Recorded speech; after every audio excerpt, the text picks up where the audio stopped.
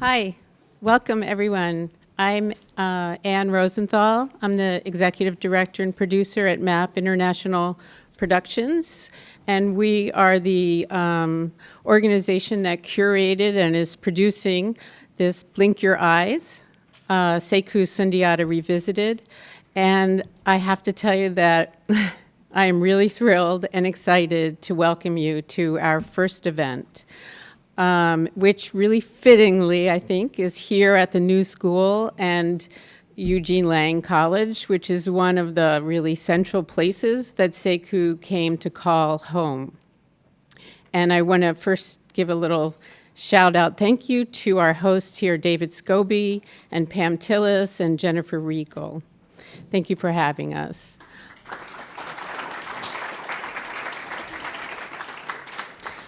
But Sekou, he called this place home, but really there were many, many parts of this city that shaped him.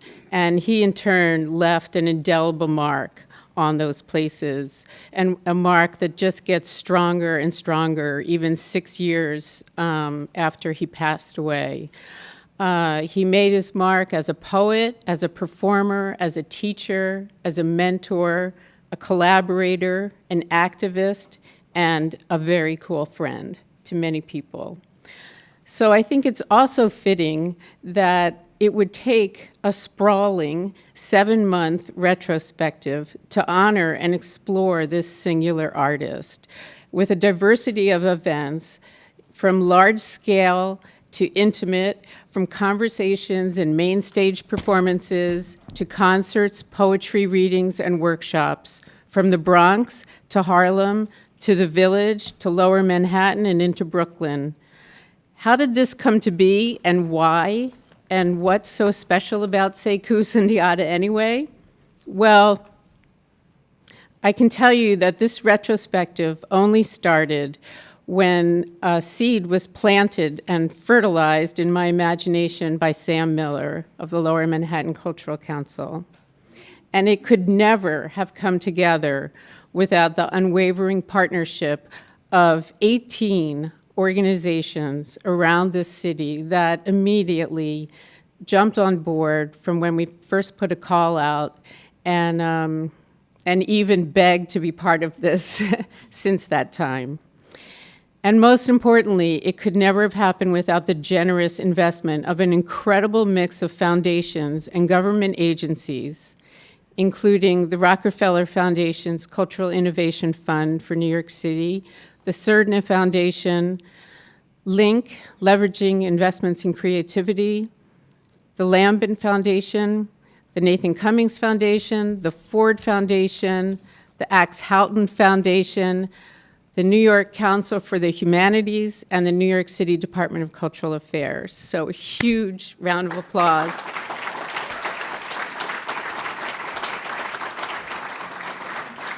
For these organizations that really stepped up and invested in this really unique event.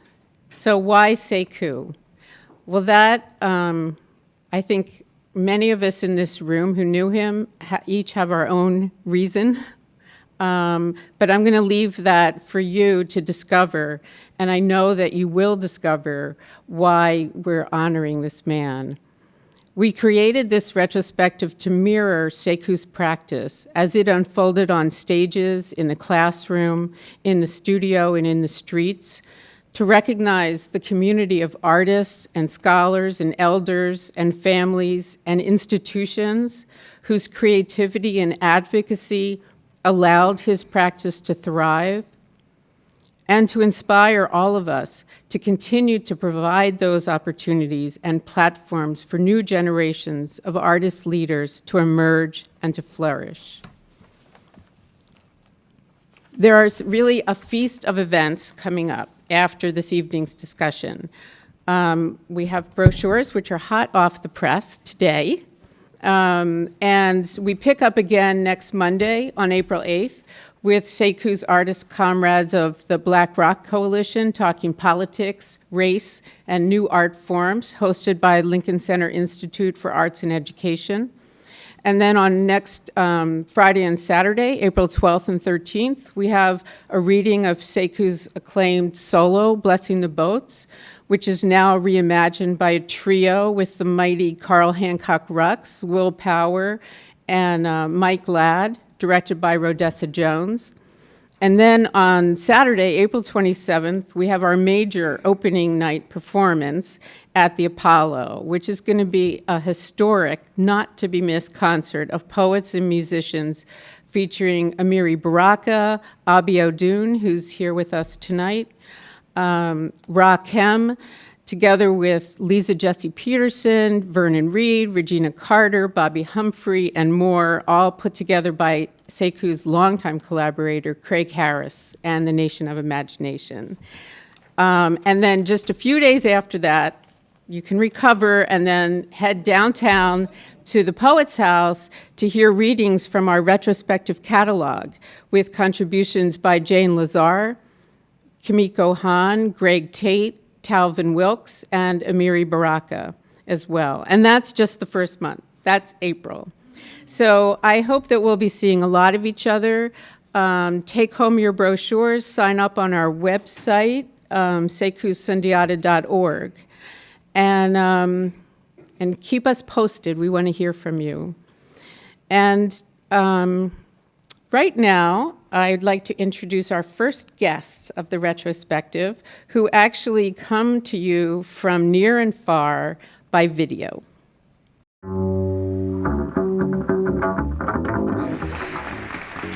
What is the math? What is the mathematics? What is the math? What is the mathematic? What is the mathematics of today? What can I say?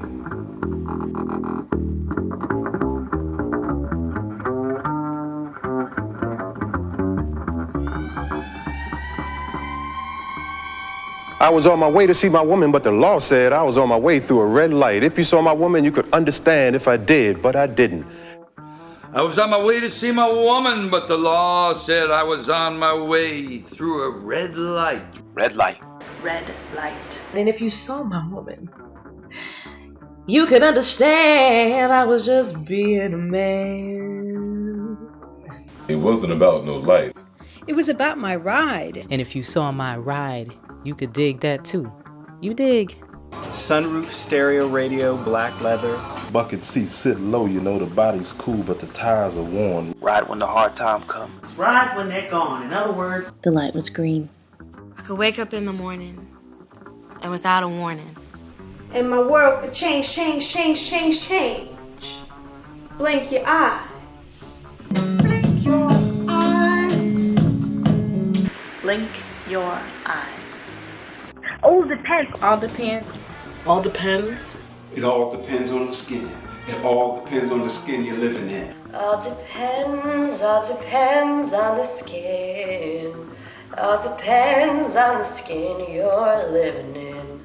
Up to the window come the law with his hand on his gun. What's up? What's happening? I said. I guess that's when I really broke the law. He said a routine. Step out the car. A routine. Assume the position. Put your hands up in the air like you know the routine. Like you just don't care. License and registration. Deep, deep, deep was the night and a light from the North Star on the car door. Deja vu. We've been through this before. Why'd you stop me? Someone had to stop you. I watch the news. You always lose. You're unreliable. That's undeniable. This is serious. You could be dangerous. I could wake up in the morning without a warning, and my world could change. Blink your eyes. Blink your eyes. Blink your eyes. All depends. All depends. All depends on the skin. All depends. All depends. All depends on the skin. All depends on the skin you're living in New York City. New York City. New York City, they got laws. Can't no brothers drive outdoors in certain neighborhoods and particular streets. Near and around certain types of people. They got laws. All depends. All depends. All depends on the skin. All depends on the skin that you're living in. All depends on the skin you're living in. All depends on the skin. All depends on the skin. The skin. Sekou Sundiata.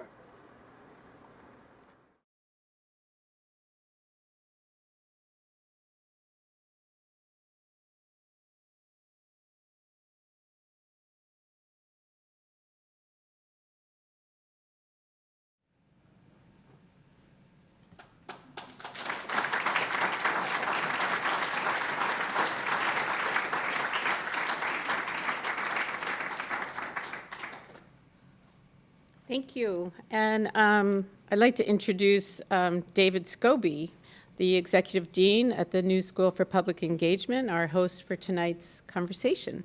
And the rest of the panel he'll bring to the stage. But actually, why don't we all come to the stage now?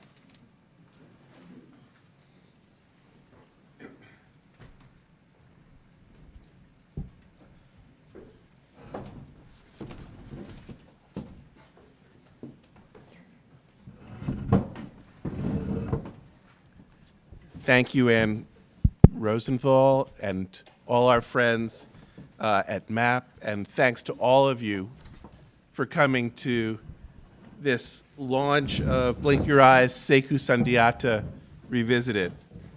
I want to again thank Ann and MAP International and all of the collaborators and partners for the Blink Your Eyes series, and everyone who has funded and supported this effort. It's amazing and yet unsurprising as a testament to Sekou's spirit. One of the things we'll be talking a lot about today is collaboration as a way of thinking about art making and about politics and about teaching and writing, and just hearing everyone who has come together to make Blink Your Eyes happen is a testimony to the vibrancy and that spirit of collaboration that I know for me Sekou inspired.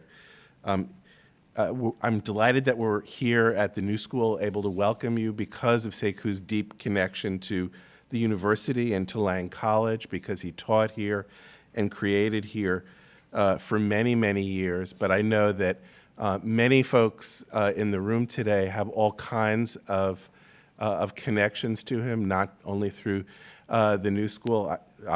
For me, I met Sekou as a teacher at the University of Michigan when he guest taught a seminar that Julie Ellison, my colleague on the panel here, and I taught in 2002. He read, it was a course, a seminar on art and education and public culture, and he read the poem, I think, out of which the 51st Dream State first began to be gestated. And I remember feeling that I had just met one of the most extraordinary writers and citizens and teachers that I'd ever had the chance to cross paths with. It was the beginning of, for me, an amazing friendship. I'm glad that this event is called Sekou Sundiata Revisited.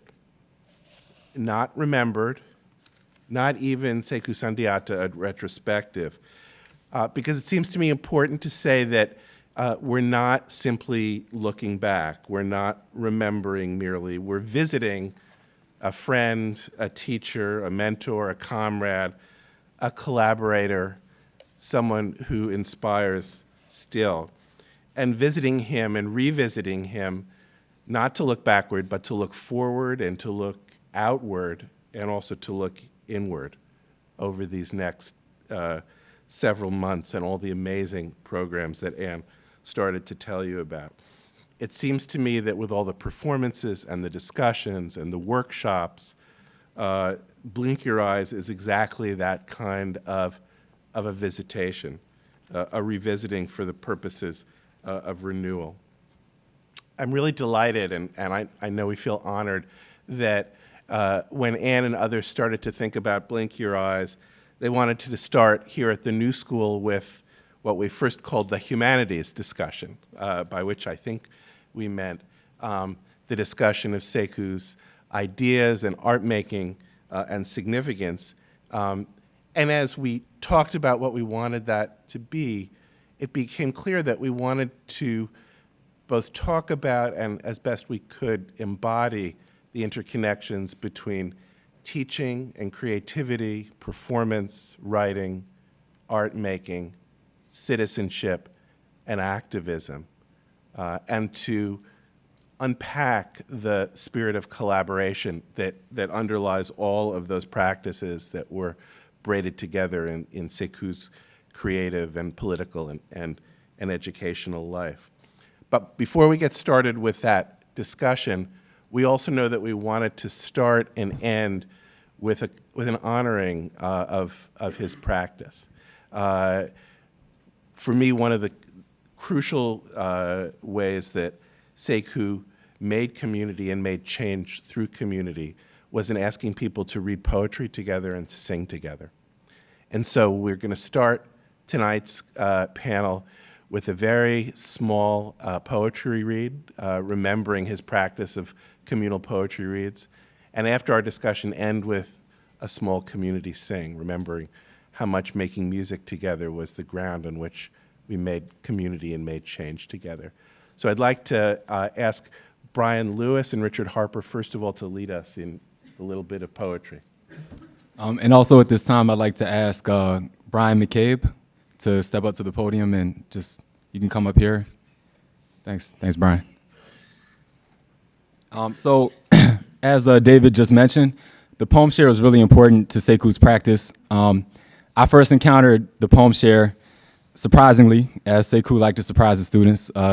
Him and Kim Ragusa, who was the assistant teacher in the America Project class, had us write down our most pressing thoughts at a moment when there was a lot of antagonism and tension in the class. And Sekou and Kim surprised us and told us that we were going to share those pieces. We didn't know that. And it led to all types of interesting collaboration later on and creative practice later on. But the poetry share, as David mentioned, is a way to build community. It's a way to come together across difference, and it's a way to share.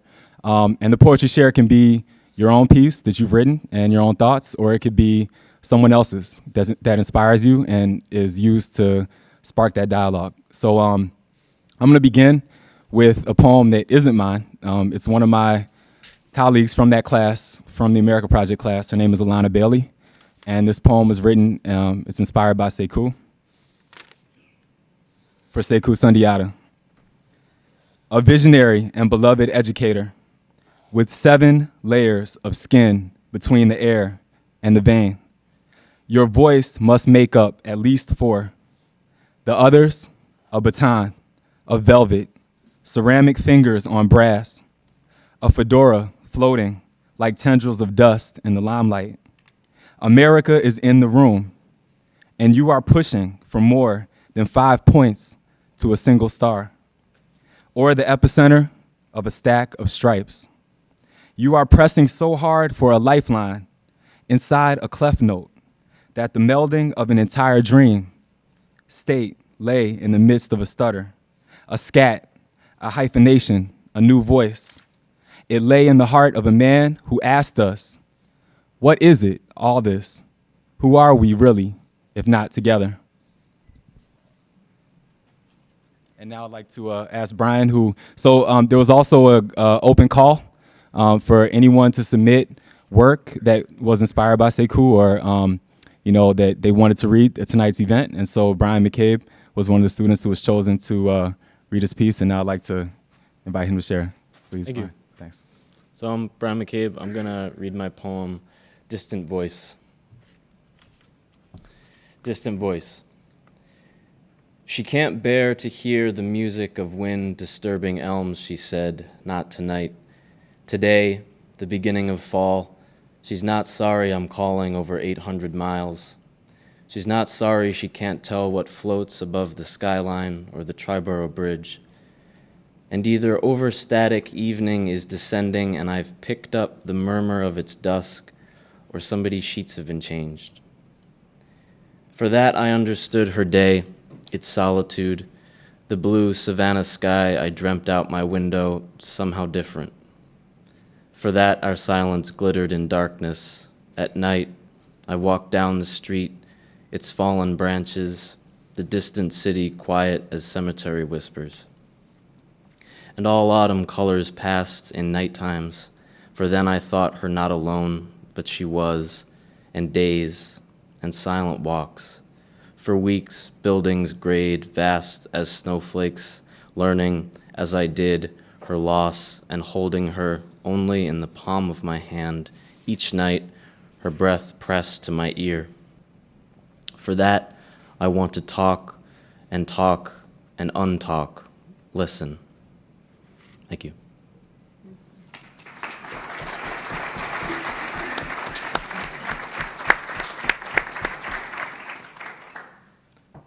I'm Richard Harper, and I'm going to read one of Sekou's poems from the 51st Dream State, which is a piece that I was involved with some of the people I see here. What if we were life, or liberty, or the pursuit of something new? Between the rocks below and the stars above, what if we were composed of love? And what if we could show that what we dream is deeper than what we know? Suppose if something does not live in the world that we long to see, then we make it ourselves as we want it to be.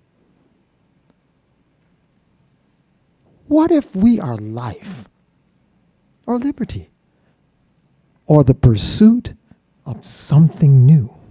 And suppose the beautiful answer asked the more beautiful question: why don't we get our hopes up too high? Why don't we get our hopes up too high? High.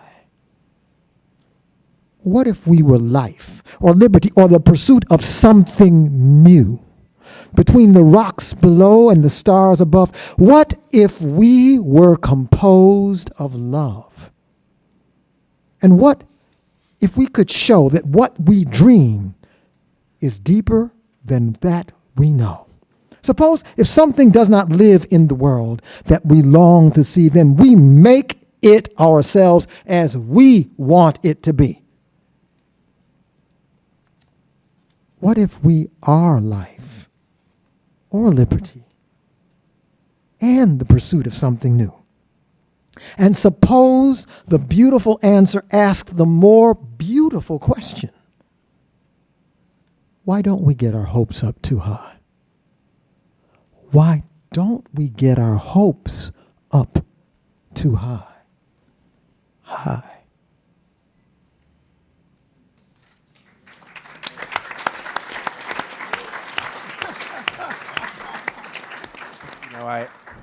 I said a minute ago that revisited was a good word because we weren't remembering and looking back, we are looking forward. But I have to say that I lied a little bit. Listening to Richard read that, it was hard not to remember. For me, a workshop performance of 51st Dream State where Sekou read that at Bates College, where I happened to be running a Center for Community Partnerships, and to inaugurate the opening of that center, we asked him, and actually Richard was there, and the four singers who were the chorus of 51st Dream State, and I'm full of that memory. So let's look forward and backward tonight. I think what we want to do is connect up our remembering of Sekou and his practice with in a bunch of different roles as we look forward and back. Sekou as a teacher, Sekou as a writer and artist and performer, as an activist, and to use a phrase that he used, a citizen hero who made the democracy of imagination and helped to make it through collaboration and community building. And as we ourselves talked about what to think about is how to braid together these different roles and learn from his practice and celebrate it, the word collaboration kept coming back to us. That seemed like a thread along which we could connect and string all these different artistic and educational and political roles that he brought together. So we've asked each of our panelists to give a little 5-minute meditation, a little talk about different aspects of Sekou's practice under the sign of collaboration. I'm going to introduce the panelists in the order in which they'll speak, and then we'll mix it up together a little bit on the panel. But very quickly thereafter, invite you to mix it up with us as part of a collective, collaborative conversation. I know some of you in the room from having crossed paths with you already and know how much you have to contribute to this conversation, and I'm sure those of you who I don't know also have, we want to contribute as well. So, the panelists. First of all, Brian Lewis, whom you already heard from, will speak. Brian is an educator and a spoken word artist from the south side of Chicago. He's written for various publications, including El Barrio Clocks, Our Beats and Rhymes, Youth Communications, and the Chicago Sun-Times. He's been a finalist and champion in local and national spoken word competitions, including Louder Than a Bomb and Brave New Voices. While working for Teens Reimagining Art, Community, and Environment, or TRACE, a program with the Chicago Park District, he modeled the research to performance method utilized in Sekou Sundiata's work because, and this is a really key part, he was a student of Sekou's here at the New School at Eugene Lang College, and wonderfully, he is this year a teacher at Eugene Lang College, teaching a Reading New York City course that's centered around Sekou Sundiata's life and work. The second person to speak will be Richard Harper, whom we've already heard from. Richard is assistant professor at the New School for Jazz and Contemporary Music, our Jazz and Contemporary Music division. He plays and teaches keyboards, trombone, baritone horns, and vocals, and he's recorded with all of those instruments. He's recorded with such artists as Maconda McIntyre, James Jabo, Fred Ho, Bill Laswell, Miles Griffith, and Anthony Braxton. He served as musical director for Off-Broadway and regional theater and arranged for numerous dance, theater, and musical productions. He was formerly chair of the American Music, Dance, and Theater program at SUNY Westbury, and again, maybe most importantly here, a collaborator with Sekou on several projects, including the 51st Dream State. Julie Ellison, my old friend and colleague from the University of Michigan, will speak next. Julie is the professor of American Culture, English, Art, and Design at the University of Michigan. She is one of the foremost experts in the U.S. on models of socially responsible knowledge-making in the arts and humanities. She served as the founding director of Imagining America, a consortium of 90 colleges and universities with a common commitment to civic and community engagement in the arts and humanities, and there was one of the principal partners and collaborators with Sekou on the America Project, which became the performance 51st Dream State. She's currently leading a new initiative called Citizen Alum that is committed to finding ways of connecting university and college alumni with their campuses and students around civic and political engagement. She's also the author of many, many books and articles and has been a wonderful leader nationally in the movement to integrate public work and civic engagement with American higher education. And finally, Fluney Hutchinson, a professor of economics at Lafayette College, where he has taught for many years and was dean of students during the time that he and others brought Sekou to Lafayette for a residency that was right at the beginning and central to the development of the America Project. He's also, between 2010 and 2013, just come back from serving as Director General and Executive Chairman of the Planning Institute of Jamaica, in which capacity he reported to the Prime Minister and the Minister of Finance and planning and was chief policy advisor to the government on economic, social, and environmental policy. I stress that because, as I think he will tell you, the 51st Dream State and Sekou Sundiata played an important role in shaping Jamaican social and economic policy. So, Brian, why don't you start us off? Thank you, David.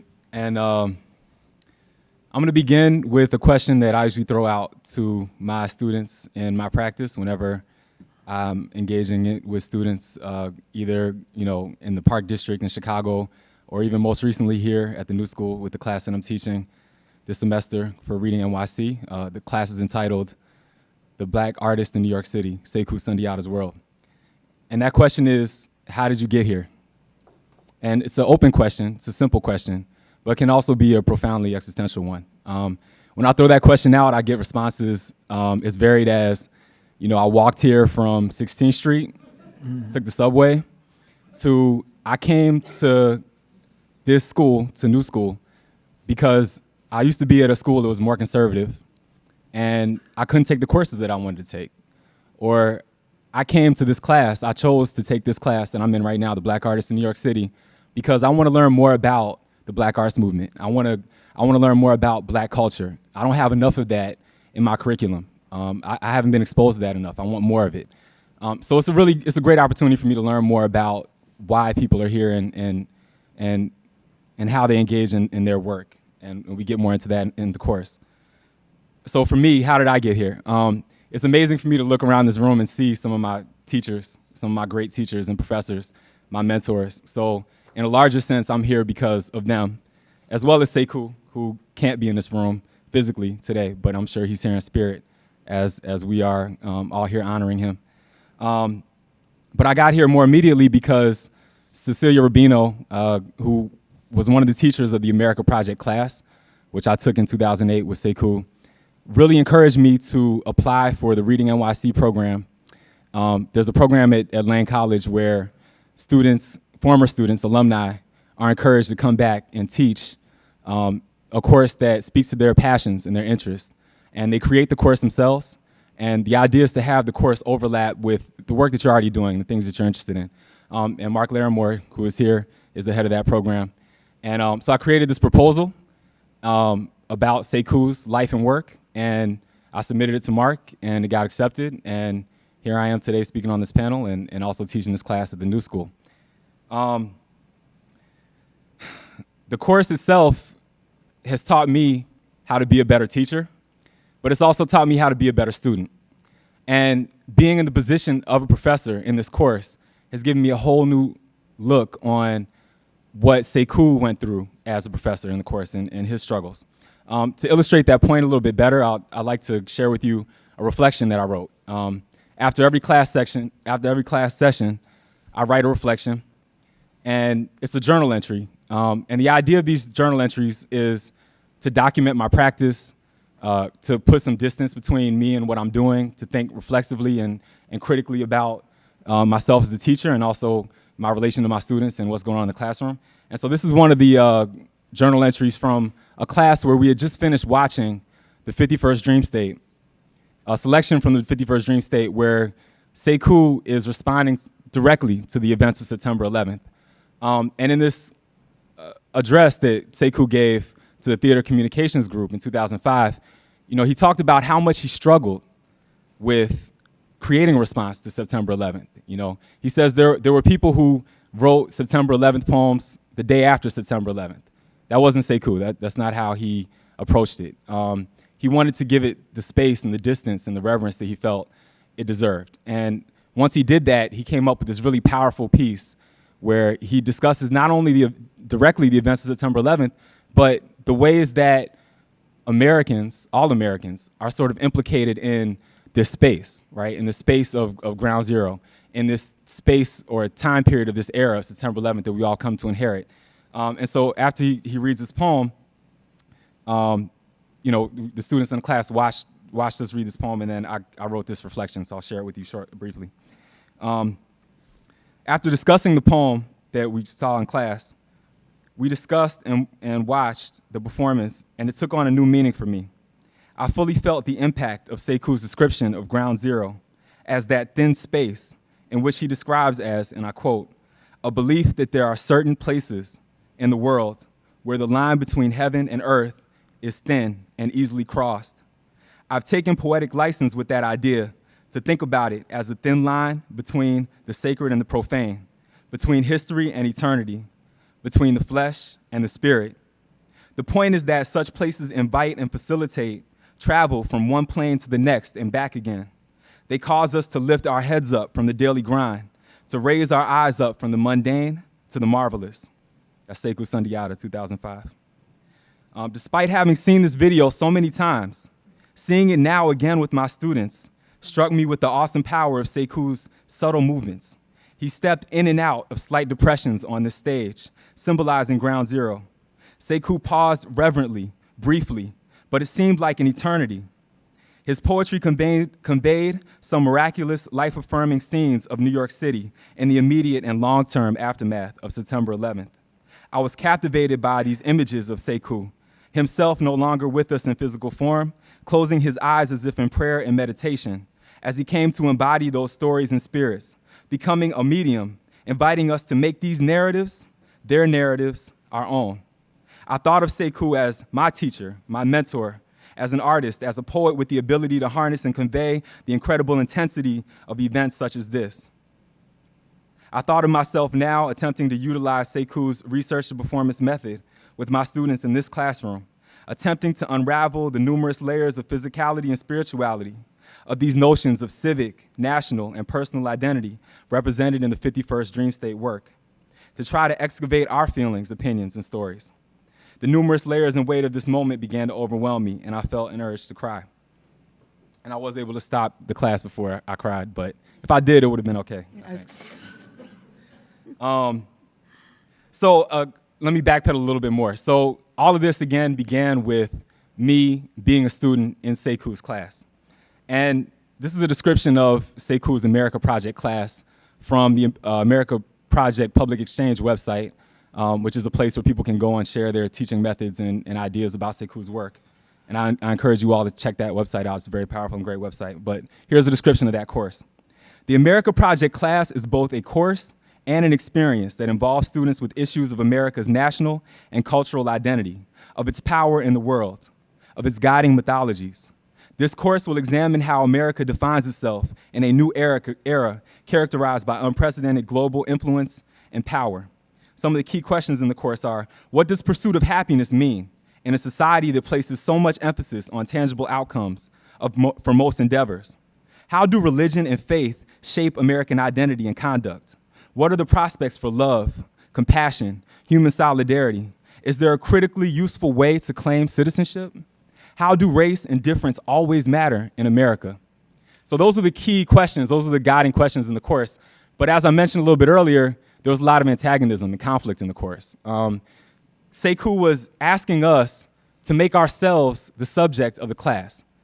Our own experiences and thoughts and ideas, our identities were put on the table and dissected and shared. And for many of us, it was a very uncomfortable feeling, but it was an extremely productive process. It was a two-part class. So in the beginning, we read texts by Jacob Needleman, Cornel West, the US Constitution. We read all of the texts that informed and inspired the creation of Sekou's 51st Dream State Project. And then we responded to those through our own writing of essays and personal thoughts and opinions. In the second part of the course, we created a performance around our interactions with each other in that class. So we took all of those tensions and antagonisms and conflicts and transformed them and turned them into a public piece, a public event that was shared at the end of the second piece. So again, moving from being a student in that class to creating this class about Sekou, I knew that my primary questions weren't going to be about American identity and citizenship. They were going to be about Sekou and about how Sekou came to claim these questions as a part of his process and part of his work. So I'm trying to teach my students about the research to performance method, and that method involves citizenship dinners. It involves community sings. It involves poetry shares. But I'm also teaching them about how Sekou came to these questions about who are we? how can I be who I am? What is the function and purpose of the university? And these are questions that are raised not only by Sekou, but I found out through doing the research for creating this course, by his teachers and his mentors. When Sekou was a student at City College in the 1960s, in the late 1960s, Tony Gabe Bombara, Adrian Rich, June Jordan, David Henderson, they were all faculty and staff members at the school at the same time he was there. They were his teachers, they were his mentors. I don't think that's any kind of accident or fluke, you know. Sekou directly adopts and brings in their methods and their questions and their ideologies into his work. So that by the time Sekou gets to the 51st Dream State and he's asking, you know, what is the purpose of being an American? How can I claim my American citizenship?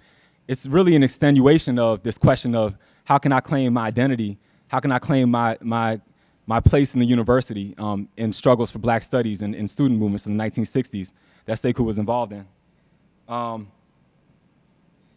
And so, you know, I'm having my students look at those texts. We're looking at the people who inspired Sekou and the teachers who inspired Sekou, and then we're writing critically about those questions, and they're bringing their experiences to the classroom. And then at the end of this course, there's a public event where they create poetry, spoken word, public essays in response to these questions. So that sort of, you know, lays out how I got to this point, how I got here, as I say. Yeah, I think I'll pass it off. Thanks, Brian. No problem.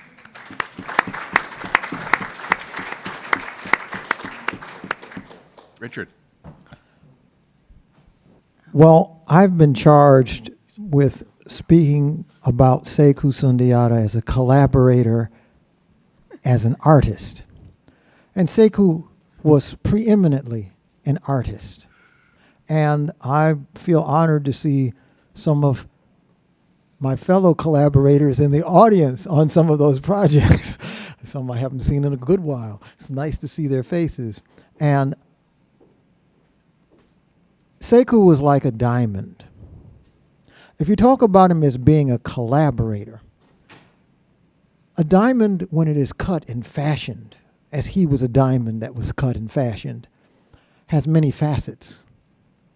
And so, which collaborator is a difficult question. I am sure, as I'm looking at the people who I've worked with him with, will have a different story than I have. And that's okay, because he was like that. And so I feel, if you feel inspired to say, no, that's not how I understand him, I get it. The collaborative process, as I understand it, with Sekou, is Sekou, as Brian pointed out, he was a questioner. He was a prodder. He'd have something on his mind, and he'd want to find some kind of answer to it. And his answers were not limited to the normal answer. This is how this should be done. This is the way it should be done. It always had something about, well, what if I do something a little different? And I'll give you some examples of what that meant in terms of collaboration. Brian talked about that Joseph Needleman and Cornel West inspired Sekou to ask some deep questions. And so, as part of Sekou's collaborative process, on one part of the 51st Dream State, we worked on a piece in which Cornel West was reading some of his works. And Sekou would have ideas, well, what does this sound like? And then he got the idea of, what would the Moonlight Sonata sound like with Cornel West? But wait a minute, it's not good enough to put Cornel West with the Moonlight Sonata. What if we put Richard Pryor interspersed with Cornel West and the Moonlight Sonata? But wait a minute. We got to do the Moonlight Sonata in a different way. And so my part of the collaboration was, it's been done on the piano. What if we had 4 singers sing the Moonlight Sonata? And the effect of this collaboration of ideas is stunning because it makes something different than what one would know. It is an example of how Sekou would think about collaboration.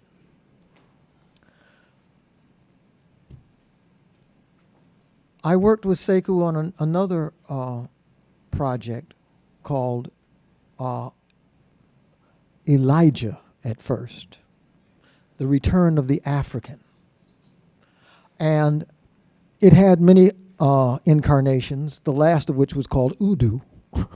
And it was about the slave trade in Africa. And I was there with Sekou and Craig Harris and Talvin and other people. And Sekou would create a sort of poem, and Craig would write some musical ideas down, and he'd call this idea blue, and this one green, and this one gray. And we'd sit in a room with the singers, and we'd say, well, how do we interpret blue, gray, green, and what does this work, and which goes with what? And you'd kind of put it together on the fly.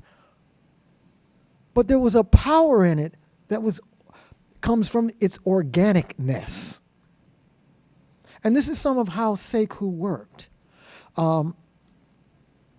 He would invite people from different sensibilities. I am honored because I see my good friend Bora over there. And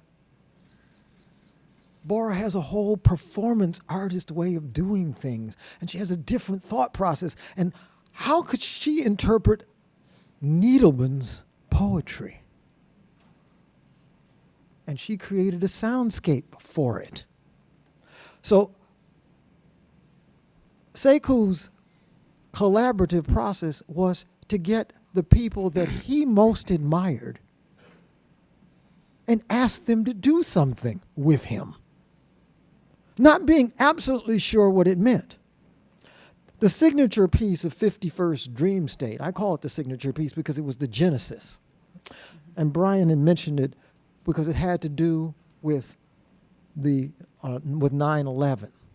It is a powerful poem. Not long after Sekou passed away, we had a community event up in Rhode Island. And it was my privilege to have to read this poem. It is very difficult to read it because the words have so much power in them. And this particular piece, as we were thinking about how it would be interpreted in 51st Dream State, Sekou had heard a piece by a woman named Valerie Naranjo, who is a Native American.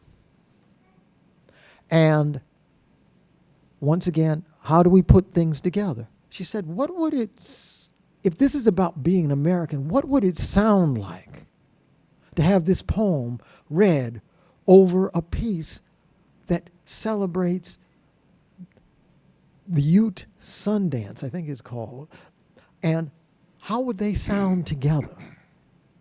And so as part of the process, he would read the poem, and we would take some of the vocal parts, and as he would read, I was conducting it then, I would try to figure out where parts of that song should come in. And so we developed this kind of breathing thing. And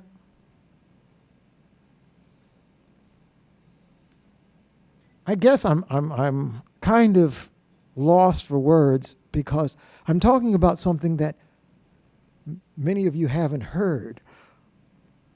But if you ever get a chance to hear it, the effect is haunting because it's almost like the most indigenous of America is speaking to the new America. And it says a lot about how he thought about things. So as a collaborative artist, it was a great privilege to work with him because I learned much about poetry, about life, and I think he touched everybody who ever collaborated with him because he was so open to where they were coming from. So my little segment, I'm going to end with that because then later on we're going to do another one of his signature things, which is a community sing. And I'm going to say a little bit about what that meant for him. The community sing was more than just bringing people together and finding a way for people to talk with honesty. Sekou used it as a vehicle to understand the language of people.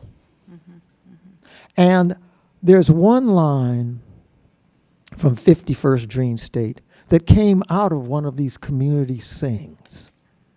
And I remember this line because it was so odd for me. A person said to him in response to being a citizen or something, that if the English language was good enough for Jesus, it is good enough for me. Nobody could invent a line so incredible.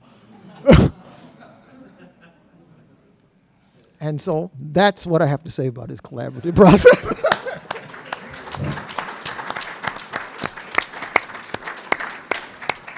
Julie Ellison.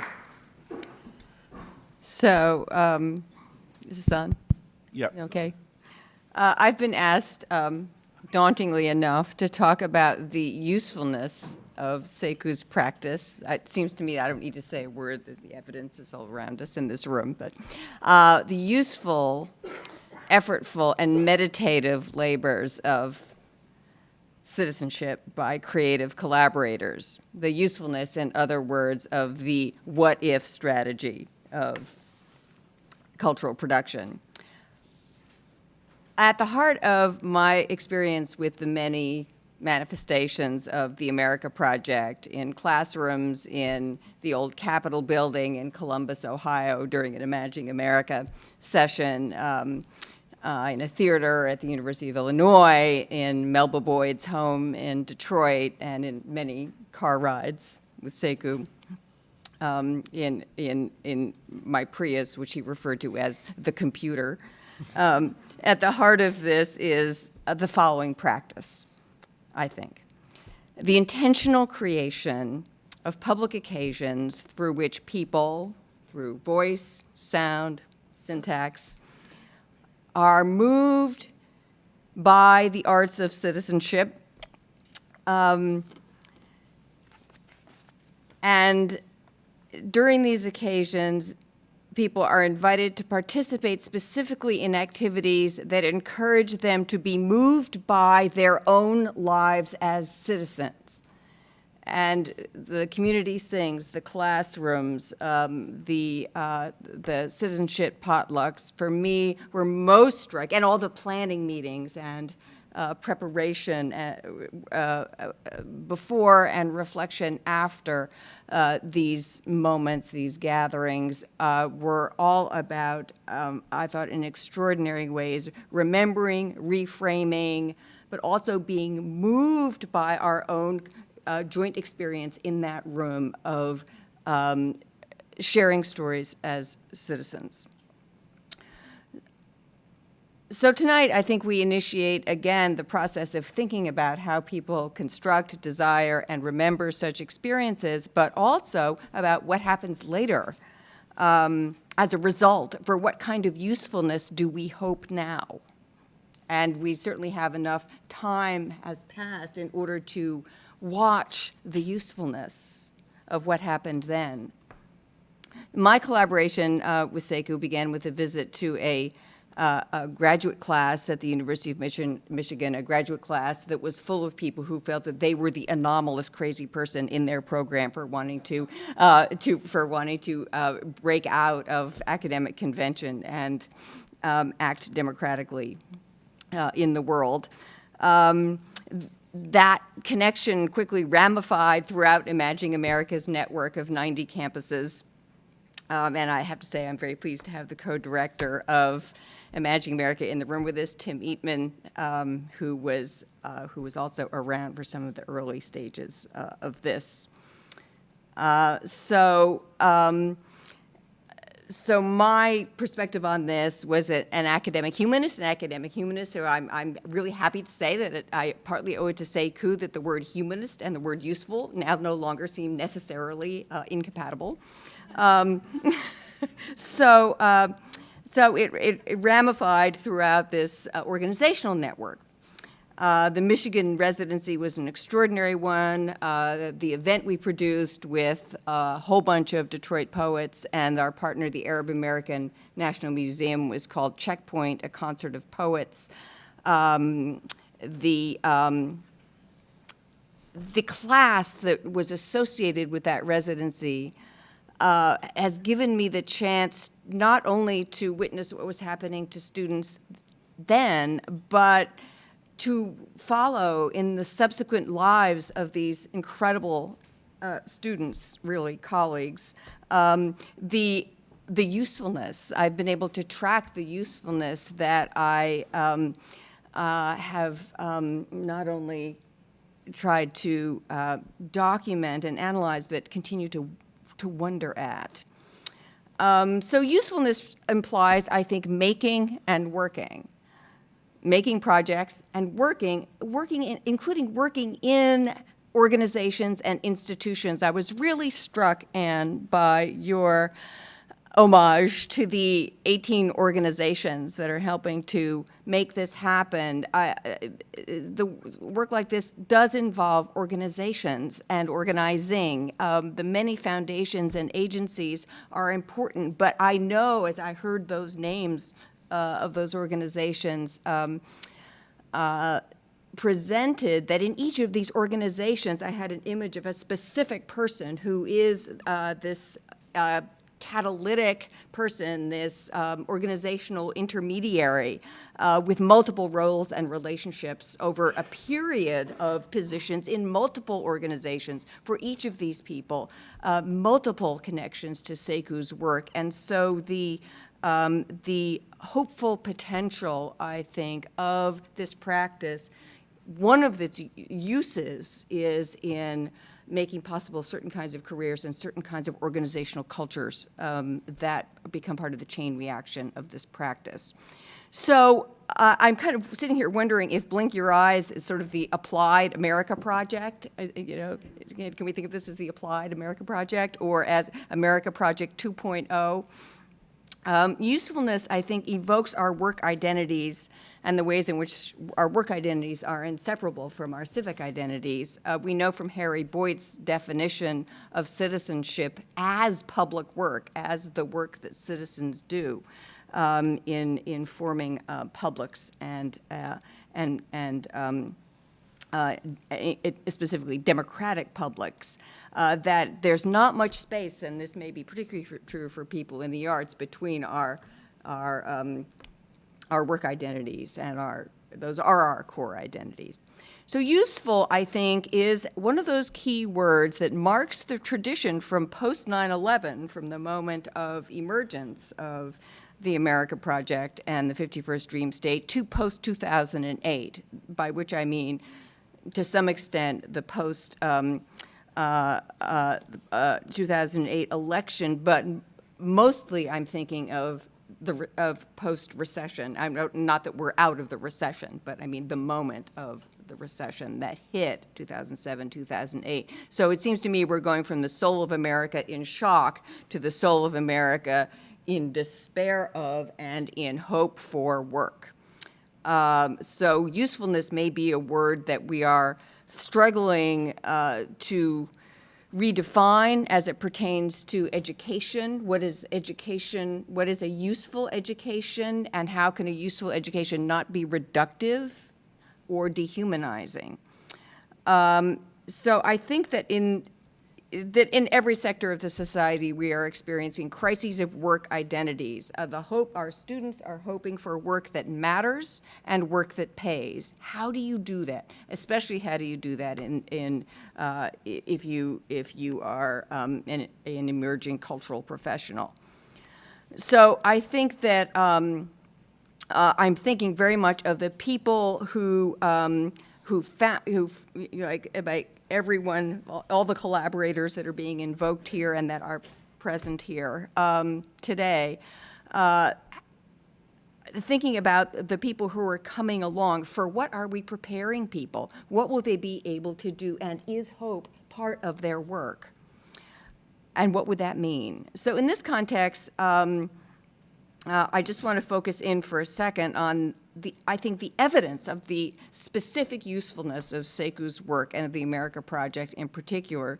So Sekou insisted in this wonderful language on the usefulness of, and I'm quoting, a humane social practice that brings together the inner need for the freedom to be who you are with the outer need for a social and political and economic ecology for the whole human being. So because I am a humanist, I work on emotion. So I know this comes as a surprise. So it matters to me, and I think it matters to this practice, what work feels like. So what did the work of the America Project feel like, and how does it feel to us now? So, and here I have to thank the people with whom I've been doing sustained interviews, because I am writing about this project and about what I call lyric citizenship, trying to figure out what do I mean by that phrase, lyric citizenship. So I'm grateful to the people who have helped me start to have an answer to that question: Craig Harris, Samita Sinha, Roberta Uno, and many of you in this room are on the list. So coming out of some of these conversations, I think that the quality of time really matters to how this feels. So crucial to the power of Sekou's practice, I think, was the relationship between speed at some points and slowness at other points.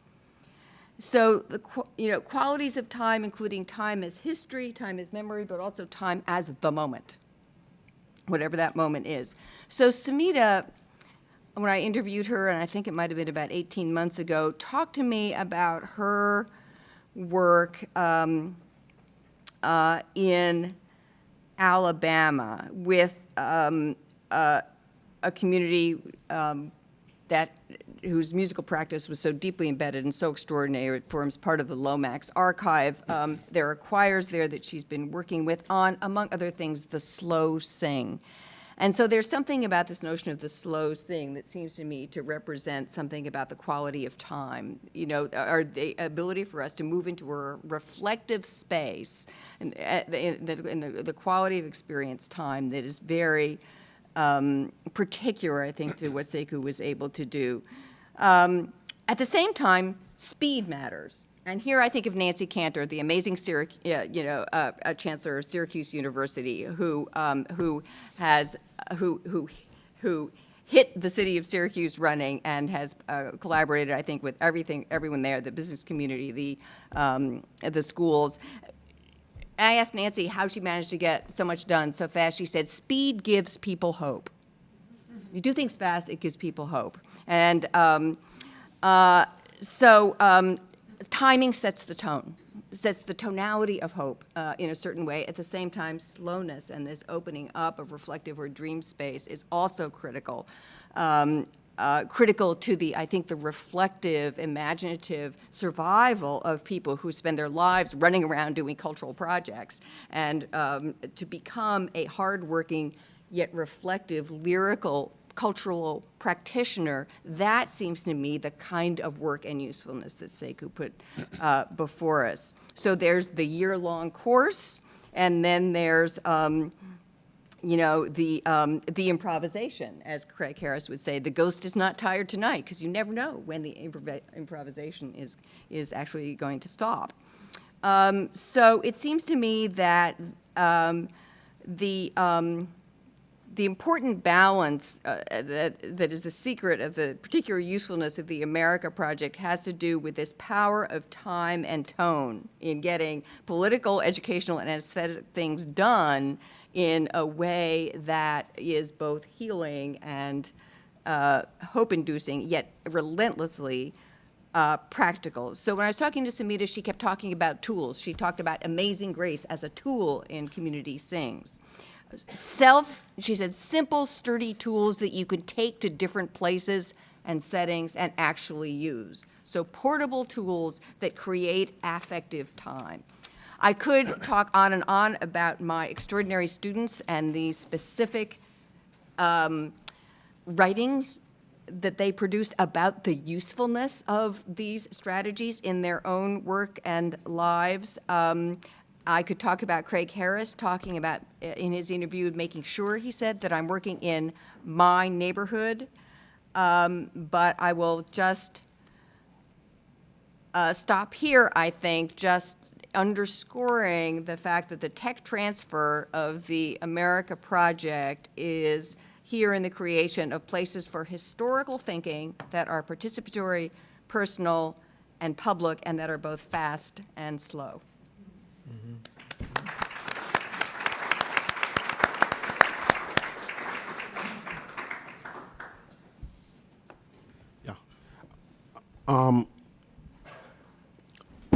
I hope everyone can hear me.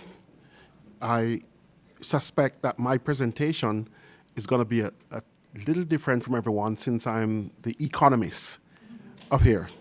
Yet I think I'm going to answer a lot of the questions that my colleague Julie just pointed out, this notion of usefulness.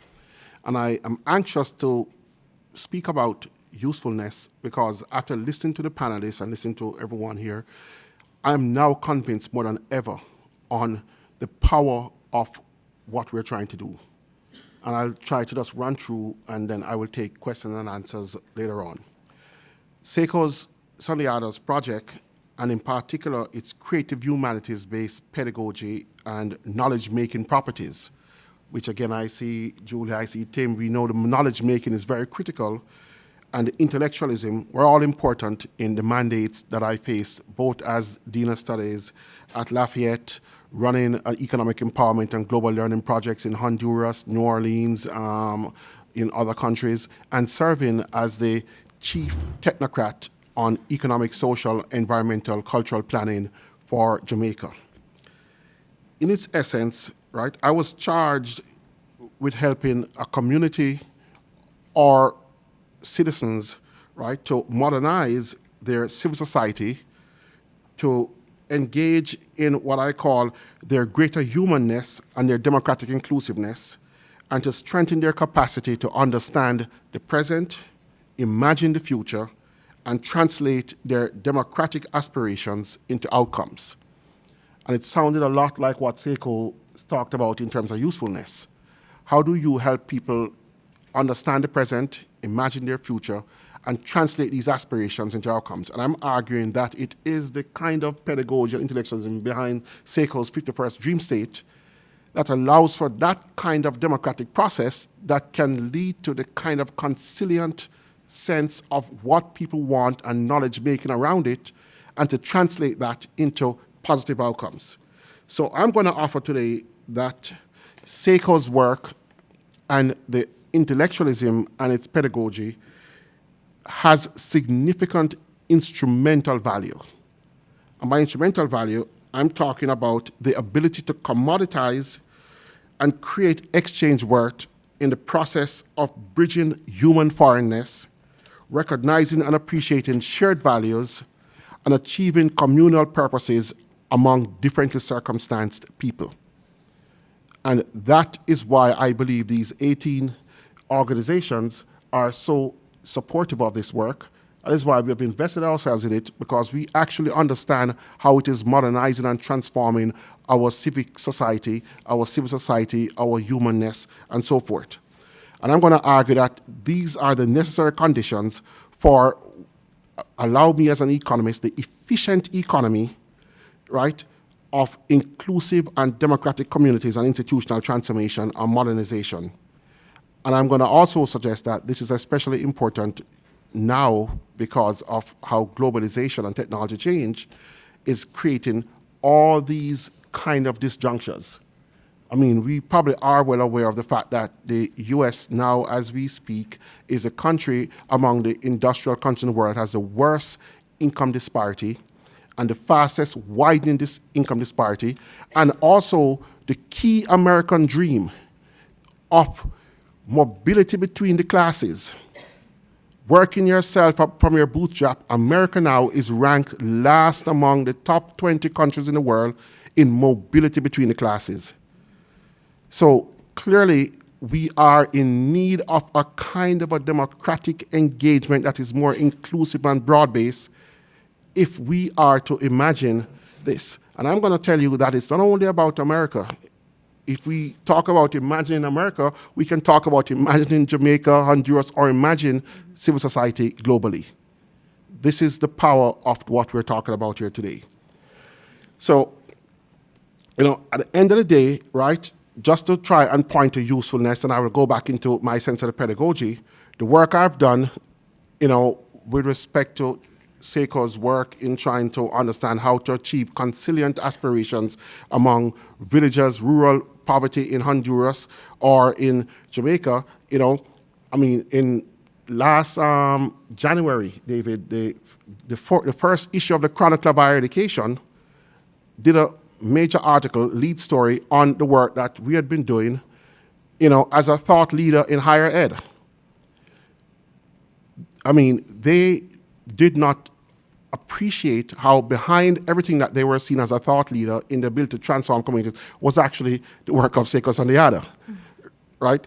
The same thing, you know, we now have built a strategy, right, for the transformation of Jamaica into a more inclusive, democratic society.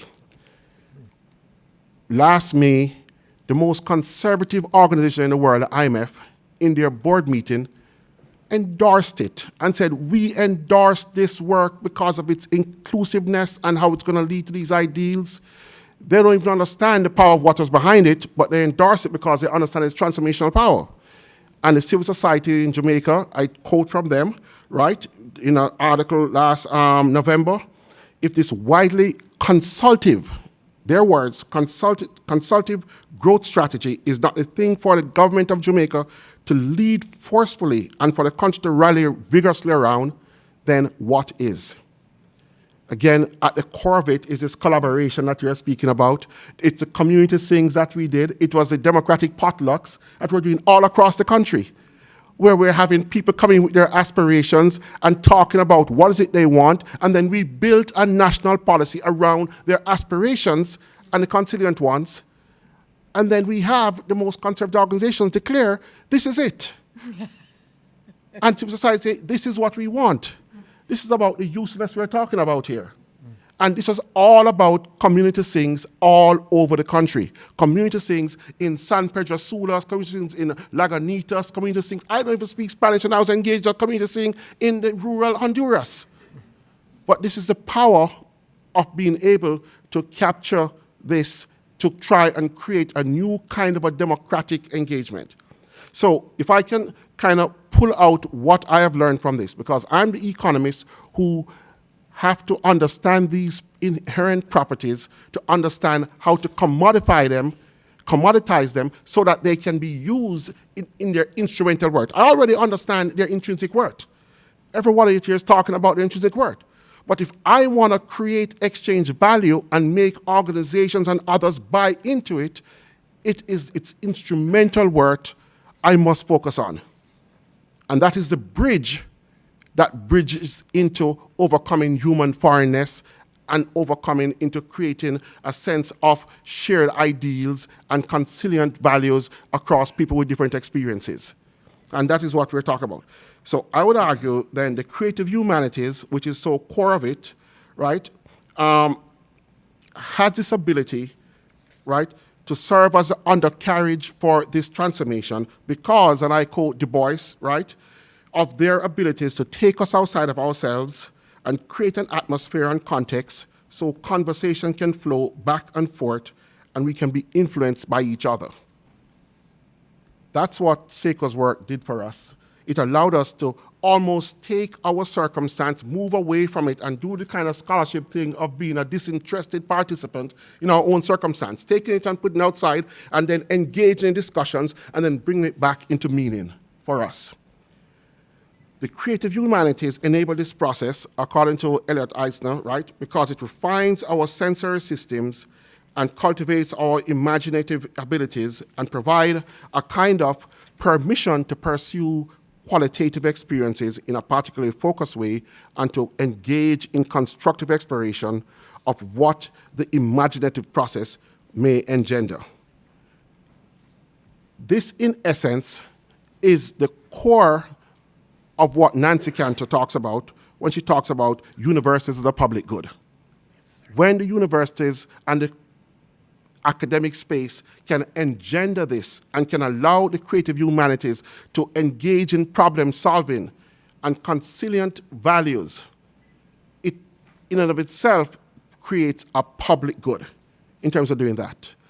Now, I don't want to, we have spoken enough about I know the time is, we've spoken a lot about the America Project and the 51st Dream State, right?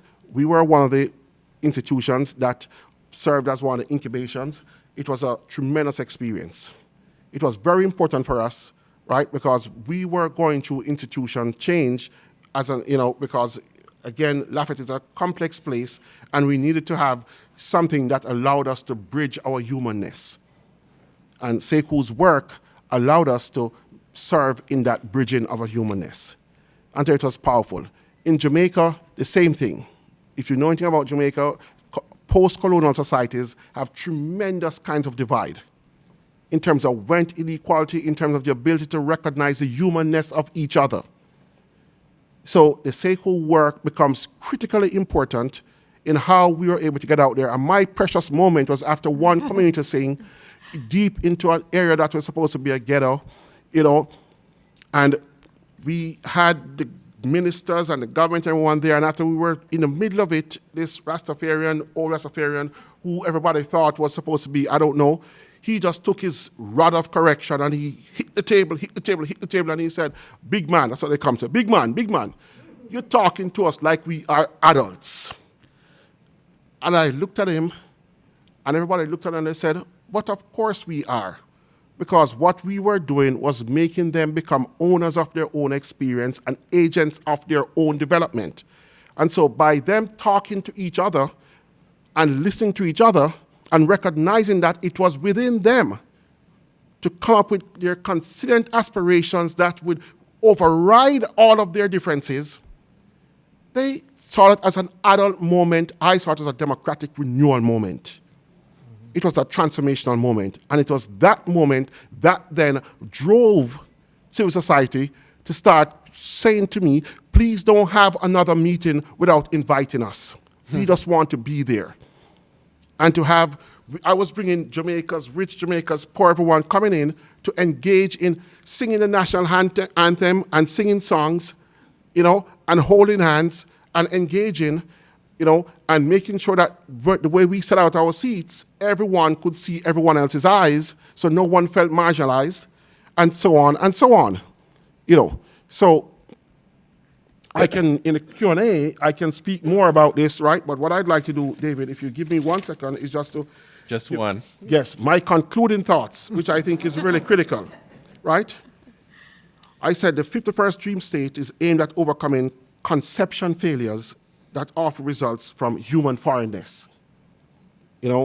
Overcoming conception failures that arise from human foreignness and conciliates the shared aspirations of humanness across differently experienced people who need to act collectively. We need to act collectively. This is the heart of all the projects that I've been doing, right? I believe that this paradigm is good not only in academia, right, but it also has important public good properties in the modernization of democratic practices globally and the strengthening of civil society. I'm arguing that Sekou should be remembered most of all, in my mind, right, for the instrumental and commodity value that his work represents. I understand everyone here being an artist and read wonderful poems, but boy, it is its instrumental value that is going to transform global civil society. That is my opening comment.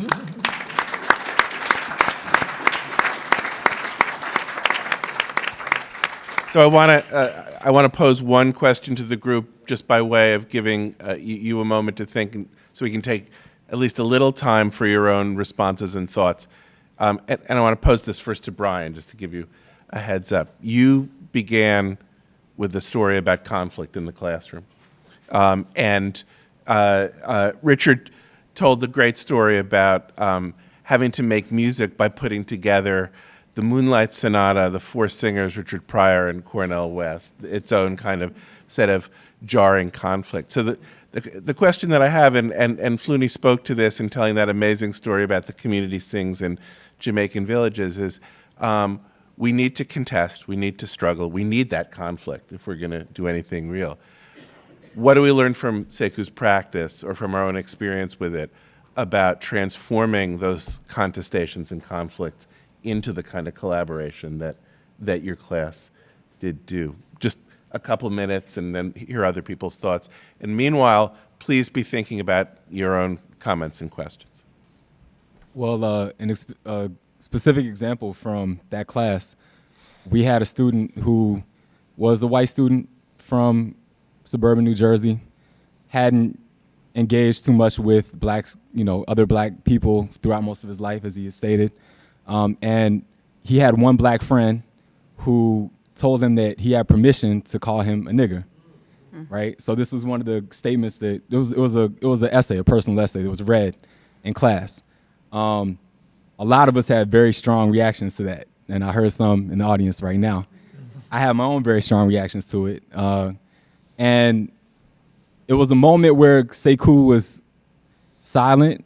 In the immediate moment, he let us really hash it out. He let us discuss it. He let us absorb it. He let us engage each other. But what that moment ended up transpiring, into what it culminated with was this stage reading that represented all of our interactions in the class, which I mentioned earlier. And the students took control over that performance, and I worked alongside that student, even though I had very negative feelings toward him for saying that in class and for feeling like that was okay. We worked together. Me and him collaborated along with the other people in the class to create that stage reading. And that process was transformational, right? Even though I don't know if his ideas changed necessarily from working with me on that. I don't know if he felt like he was able to learn more about the history of the word, or necessarily become enlightened in the way that we think of like racial consciousness, right? He didn't necessarily become a critical race scholar after that experience, right? But he was able to work together with me to do something creative.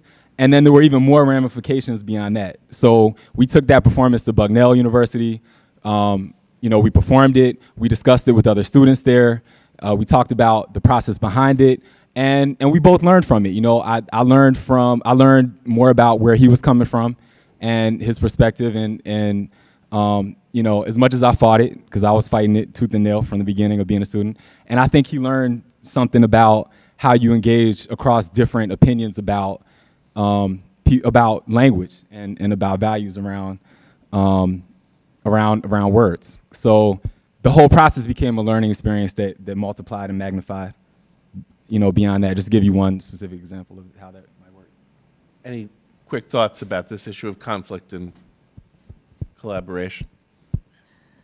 I was really struck in the practice of the, especially the Michigan residency, which is the one I had the front row seat on, about the way in which we were working with people mostly who knew each other and had already had some contact with each other. We had about a dozen or more poets, African-American poets, white poets, Arab-American poets, and coming together. And there were a couple of very interesting sticking points. One of the most, not even sticking points, but ways to see sticking points. So there were people in the room, two two men, one an Arab American poet, one an African American poet, and they had collaborated at the University of Michigan Dearborn on a panel, on an event that looked at Arab Americans and African Americans in the Detroit metropolitan area and the stresses and tensions, conflicts, and mutual foreignness of human foreignness of these two groups. During one of the follow-on reflective meetings, for the first time, they had a chance to talk to each other about how that event had gone, how they felt about it, what it accomplished, what had happened. Their lives were so bound up with creating these projects to overcome mutual human alienation and do something about it. They hadn't had time each other to think about it.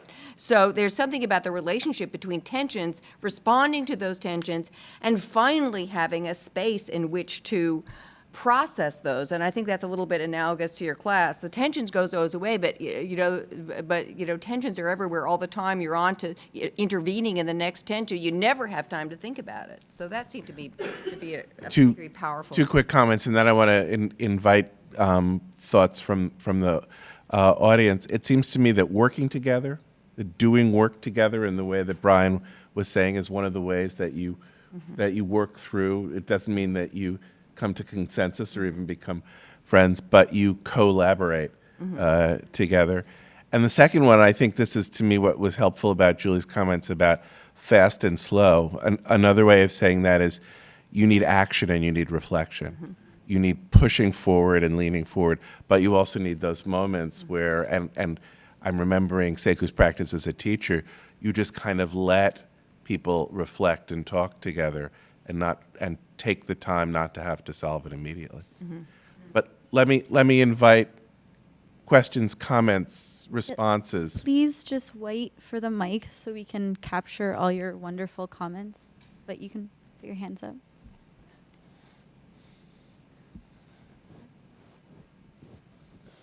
I think they have to show a hand if they would like to. And I know they would like to because I saw a lot of facial expressions, throughout all the presentations of either disagreement or agreement. Yeah.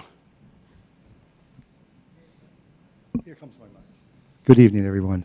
I had the great pleasure of teaching and being here with Sekou for a number of years. In fact, as Brian mentioned, it was actually Jane Lazar and I went to hear June Jordan give a reading here when we were getting ready to hire the first poet and writer in residence. And we were talking to June, and she said, without a doubt, Sekou Sundiata. So very nice to be in the company of beloved friends and of Sekou. I want to problematize for a moment this notion of collaboration, because there's something that's sticking in me here that I want to just sort of get out to you, which is that if we're collaborating in a humanist way, we also have to be very clear, because I can hear Sekou in the back of my mind saying, don't be a collaborator.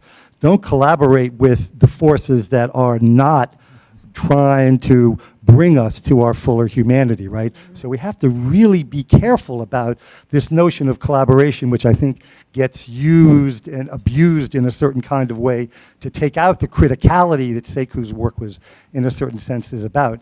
And I say that because one incident that happened here at the New School very early in Sekou's work when he was here was what we call the Matsunaga event. And what happened is that there was an exhibit by a Japanese artist, Matsunaga, at the Parsons School of Design that showed African Americans in sort of a buffoonish whiteface. And Sekou, along with John Jeffries, who was the African American dean at the School of Policy at the time, were very outraged about this. And they went and talked to the administration about getting this image removed or having a statement next to it which sort of said that it wasn't an endorsement by the university, right? They, of course, refused to do this. Sekou, as a citizen activist, I don't know if he thought about himself in quite that way at this moment, was outraged by this, went over to the print and wrote, "This is racist bullshit," on the print, right? And signed his name, thank you, yes, and signed his name, which of course caused a tremendous stir, as you could well imagine, including a number of death threats on Sekou's life, as a matter of fact, for his freedom of expression.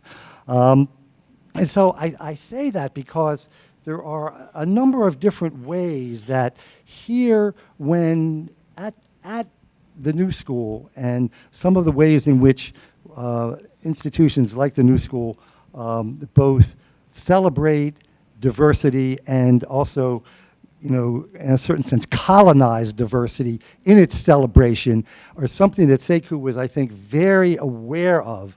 And so I wanted to just, sort of just say that, and also just to say that how much, as many of us here, how much I really miss and still love my dear friend, who I had the great, just pleasure of going to his office and plopping down on his couch and having a conversation and just sort of talking about sort of the poetry of everyday life and struggle, and just, understanding that we're a little more together than we are separately. So I wanted to share those reflections with you. Thank you. We just have time for one or two other comments. Yes.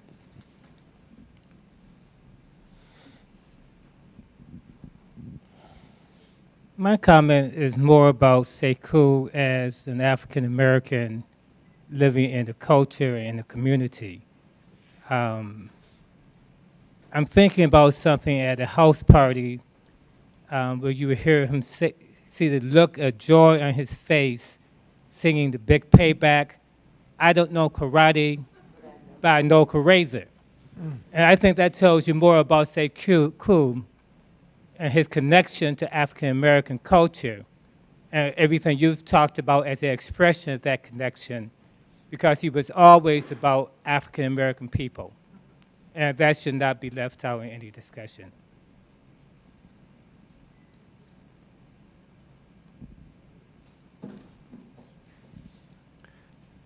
I wonder if that's a good segue to our community sing. Why not? Everything always. Thank you. I had the privilege of doing a good number of community sings with Sekou Sundiata. I've done some with Samita Sinha, and so we're going to invoke the same thing here. There's some copies around, and everybody's free to join in and sing. Amazing grace, how sweet the sound that saved a wretch like me. I once was lost, but now am found.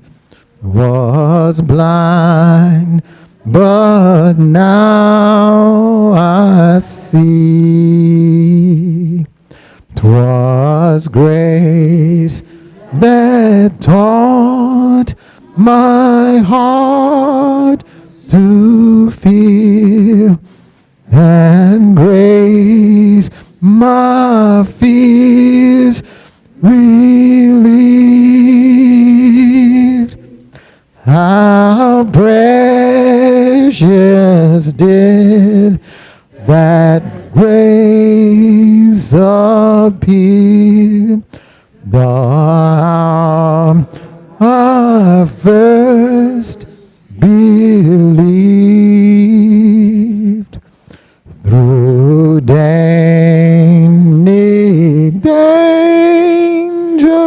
toils, and snares, I have already come. 'Tis grace that brought safe thus far, and grace will lead me home. The Lord has promised give to me His words, my hope succeeds. He will my shield and portion be, as long as life endures. Yea, when this flesh my heart shall fail, and mortal life shall cease,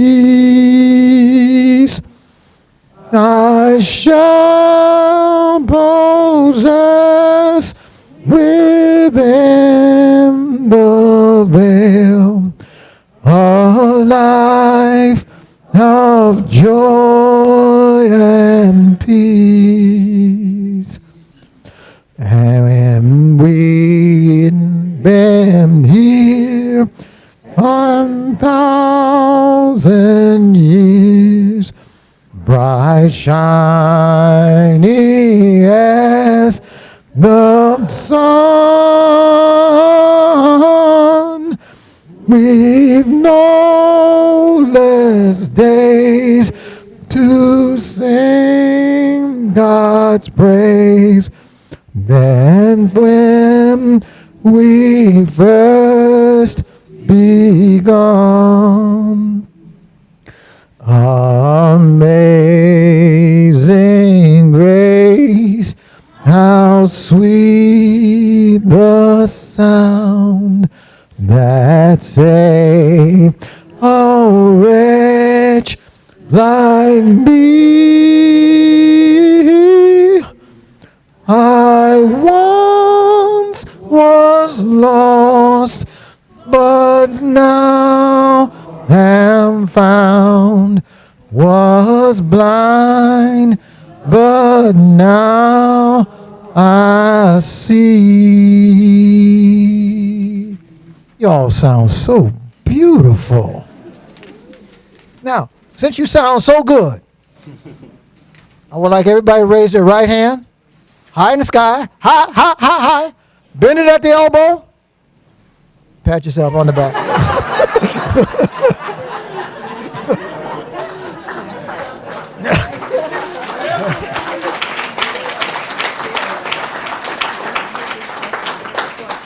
Now, in the spirit of Sekou, and I know we'll have only not a lot of time, but what he would do at this point, and what we would do, is we'd say something like this. Does anybody remember the first time they heard this song? They heard this song. Do you remember the first time you heard this song? Yeah.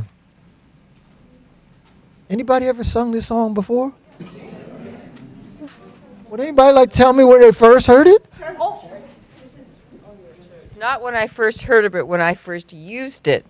I had this fancy administrative job in the administration building of my university, and I would wander around there since I had a key on weekends to get some work done, and I kept being afraid that if security found me, they'd think that I really was a student who'd wandered in, really didn't belong there. And I asked my husband what I should do about these anxieties, and he said, just whistle Amazing Grace. You'll be safe. That's wonderful. Yes. Second Canaan Baptist Church on 111th Street in Lenox, which is featured in the movie Live and Let Die. And were you in the movie?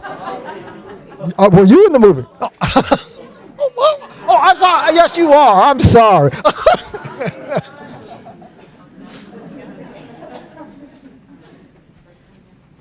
The first time I heard it, I was also in church. My grandmother was the pastor of Gospel Temple Church of Christ on 130th Street between Lenox and 7th Avenue.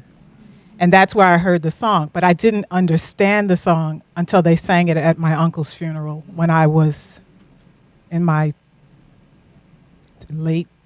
almost 30 years old.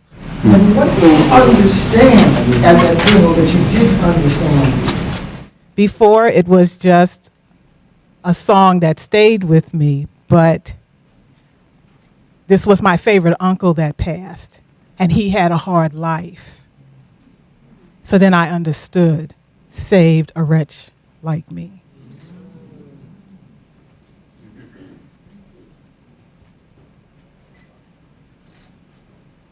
So Ed Sanders, the lead warbler of the Fugs, the poetry rock band, had an Amazing Grace project where all the poets on the Lower East Side had to write their own verse and sing it. It was an all-night affair. Thank you, brother. So I grew up a Catholic in my early years, and I have no idea why my parents did that to me. And then I went to my aunt's church, which for some reason my church was, I think the pastor was sick or something like that, and I didn't like the other pastor, so I went to my aunt's church, which was a Baptist church. And so they sang this song, and it was the first time I heard a Baptist choir, heard this song, whatever, and I got turned out. Now, unfortunately, because we have a time limit here, but what I will tell you a little bit about what would happen. As we would morph in this discussion, we would learn, we would then use this to talk about, well, how much did we become aware of the other people and other things? And when we would begin to have discussions, and Sekou and I would talk about personal reflections. If people didn't want to talk, we'd say we talk about what we understood. And then the most amazing stories would come out. I mean, truly unbelievable stories. And then people would begin to hear each other, like you heard each other. And this lady shared this wonderful story about her. I heard the song, but then I began to understand what it meant. And many of you may know the origin of this song. The origin of the song is what? Slave ship captain. Yeah, so in other words, songs have power, and as we find out what the power is, it actually it makes an invitation to share what that power is for us. And this is how Sekou used this to begin to get people to hear one another. So, I hear my time is up.